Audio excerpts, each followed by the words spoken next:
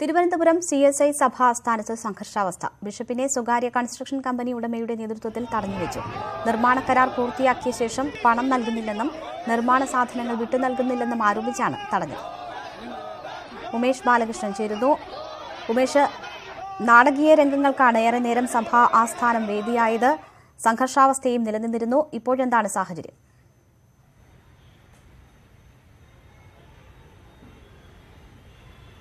പ്രതിഷേധക്കാരെല്ലാം ഇപ്പോൾ പിരിഞ്ഞുപോയി.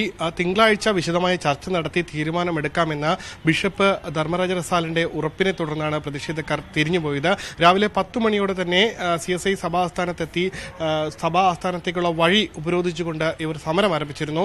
തുടർന്ന് ബിഷപ്പ് കാറിൽ പുറത്തേക്ക് ഇറങ്ങുന്ന സമയത്ത് ബിഷപ്പിനെ തടഞ്ഞുകൊണ്ടാണ് പ്രതിഷേധം ശക്തമാക്കിയത്. ഇതോടെ പോലീസ് എത്തി ഇവരെ ബലം പ്രയോഗിച്ച് മാറ്റാൻ ശ്രമിച്ചു. ഇതോടുകൂടിയാണ് സംഘർഷത്തിലേക്ക് കാര്യങ്ങൾ നീങ്ങിയത്.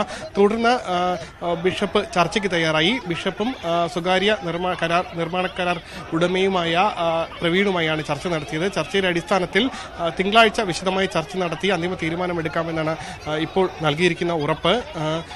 പ്രവീണിന്റെ ആരോപണം 11 കോടിയോളം രൂപ വിവിധ നിർമ്മാണ കരാർ പൂർത്തിയാക്കിയ രീതിയിൽ തങ്ങൾക്ക് നൽകാനുണ്ട്.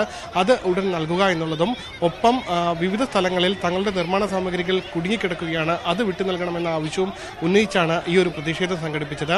എന്നാൽ സഭ ഭാരവാഹികൾക്ക് പറയാനുള്ളത് ഇത് മുൻ ഭരണസമിതി നൽകിയ കരാറാണ്, അതിൽ തങ്ങൾക്ക് ബന്ധമില്ല. കൂടാതെ മുൻ ഭരണസമിതി നൽകിയ നിരവധി കരാറുകളിൽ അഴിമതി നടന്നിട്ടുണ്ട്.